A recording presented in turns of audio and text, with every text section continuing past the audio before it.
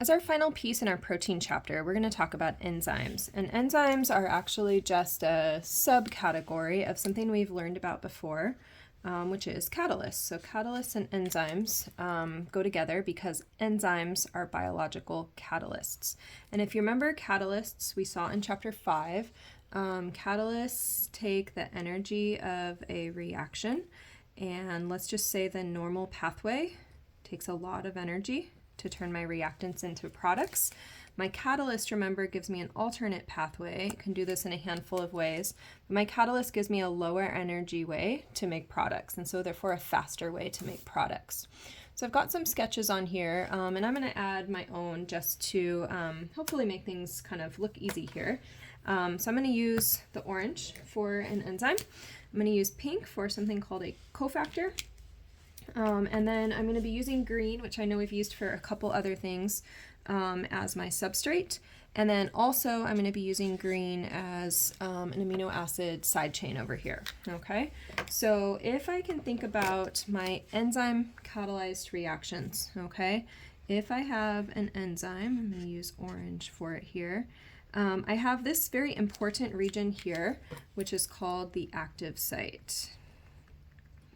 And so in this sketch here, this would be my enzyme with my active site here. So this is my enzyme here. And that enzyme, before anything has happened, I've got a cofactor, maybe, and I've also got some substrate, I'll just call that S, all floating around. And so then the enzyme is a helper, kind of holds everything in place together. And so it's going to hold that cofactor, and then it's going to hold that substrate all together there.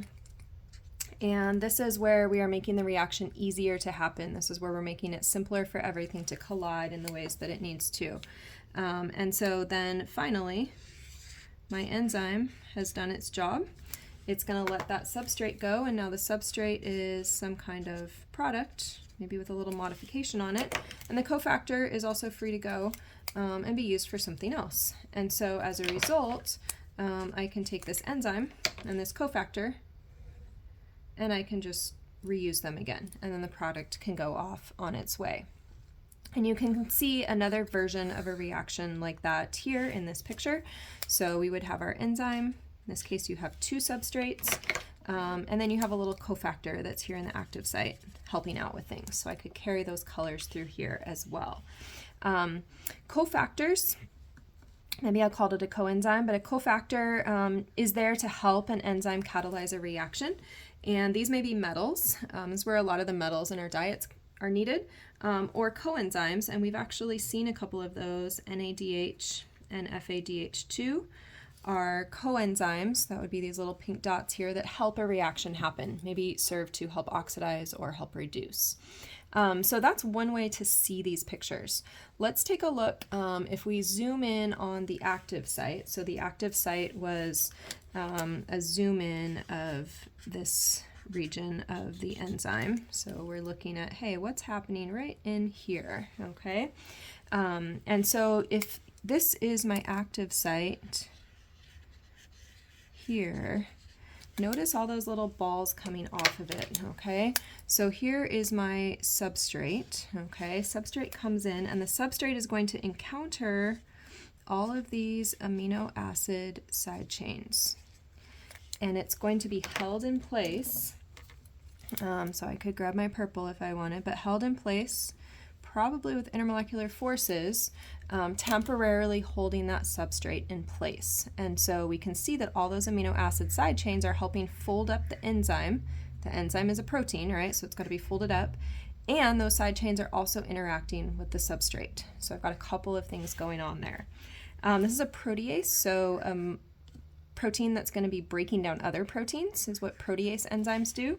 And so if I take this and I look at it in a bit of a different picture, these little wire structures are showing me some of my side chains. So if I look at the active site ends up being right here in the center. Scientists would do years of work to figure this out. So here would be my active site. And in that active site, there's a few important side chains that are going to be ready to help hold my substrate in place. Or if I zoom in even more, okay, here would be those 3 side chains. And those side chains are in turn going to be holding that substrate in place. So we can kind of zoom in and see that in different ways. And these are going to be really important amino acids because they're going to be interacting closely with the substrate. So in understanding an enzyme's function, scientists will often be looking at those. So that gives a glimpse of enzymes, and the next thing that we're going to do is we're going to talk about how we can inhibit those enzymes.